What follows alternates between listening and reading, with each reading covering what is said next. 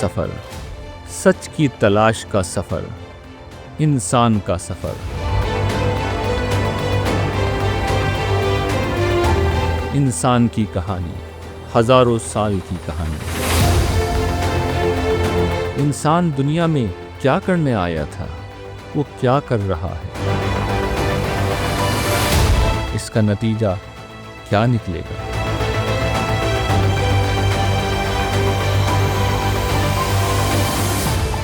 मैं, आप, हम सब किस मंजिल तक पहुंचना चाहते हैं? अगर मंजिल एक है तो रास्ते अलग क्यों हैं? क्या मौत हमारी आखिरी मंजिल है या फिर एक और सफर का आगाज? इंसान की कहानी, नबियों की कहानी, हर कहानी एक नई कहानी जल्द आ रही है।